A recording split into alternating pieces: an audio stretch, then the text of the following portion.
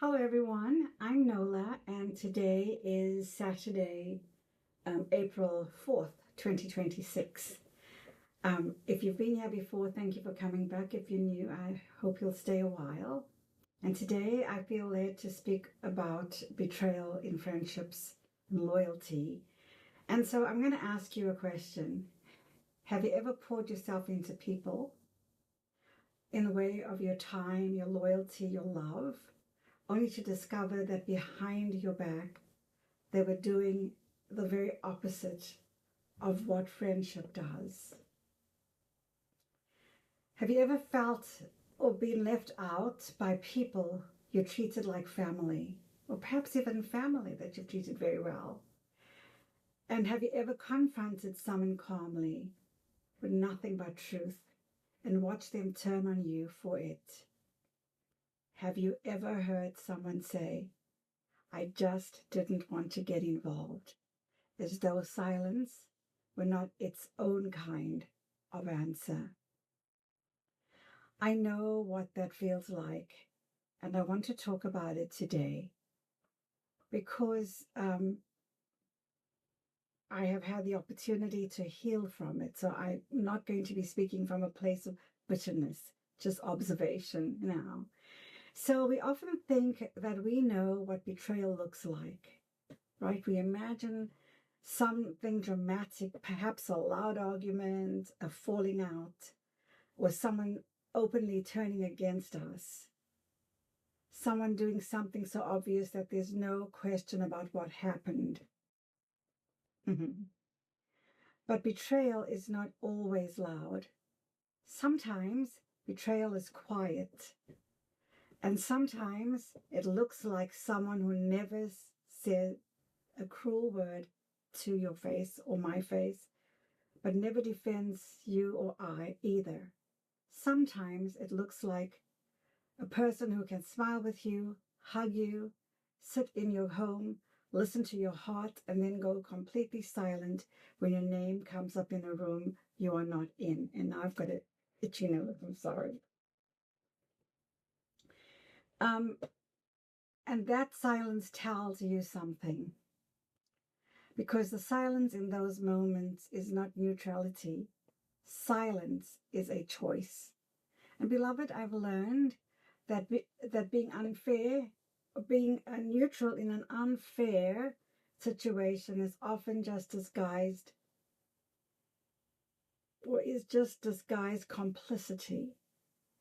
A real friend who respects you does not feel comfortable sitting in the company of someone who is determined to misunderstand you, to tear you down, or quietly do harm to your name. Real friendship does not live in that middle ground. And today I want to share that real friendship has a stance. And I'm going to share with you a personal story. And perhaps many of you may have lived through something similar and never quite had the words for it. After my husband passed away, I was part of a group of women, and I had invested deeply in those friendships. I gave my time, my energy, my care. I entertained them in my home. I celebrated their birthdays and the birthdays of their children and grandchildren. I spent hours on the phone comforting many of them, listening to them, and helping them through their own difficult seasons. I showed up for them sincerely. And what I did not know was that while I was grieving, at one of the most vulnerable times in my life, they were talking about me. They were pulling me apart, and I only found out after the fact. When I did find out, I didn't scream. I did not create a scene. I invited them for coffee, and I simply asked them about it calmly, truthfully, and directly. And then one of those women attacked me verbally, and then they got up in a group and left. And I will never forget that part. A stranger sitting alone at another table looked at me and said, "You're well rid of them. Those aren't your friends." Oh my gosh. A stranger saw my worth more clearly in that moment than any woman who had sat at my table. And when I had people in my home, I would always, this was a prerequisite, I would say, if you're going to come here and you're going to talk about people, if they're not here, please only say things that you can say when the person is in our presence, or I don't want it spoken in my home at this table. And so I was really surprised when this happened to me. But what that stranger, that woman sitting at the other table, said has truly stayed with me. But here's the part I really want to speak about, because this is where many of us get confused. After that coffee shop moment, one woman from that group reached out to me and said she still wanted to be my friend. She told me she had not taken part in the gossip. She had not said anything. And beloved, and that is and was exactly the problem. She had not said anything. When they were talking about me, she sat there. When they turned on me, she sat there. She believed that because she had not been the loudest voice against me, she had somehow remained innocent. But let's speak about this truthfully, because silence in the moment of someone's mistreatment is not innocence. It is a decision. She made her choice and she simply wanted credit for a different one. And I want to say this very clearly. You are allowed to make your own decision about people like that. You do not owe anyone access to you simply because they were quieter than the others. Because here's the truth, okay? Quiet disloyalty is still disloyalty. Loyalty is not a feeling. Loyalty, beloved, my friends, is a stance.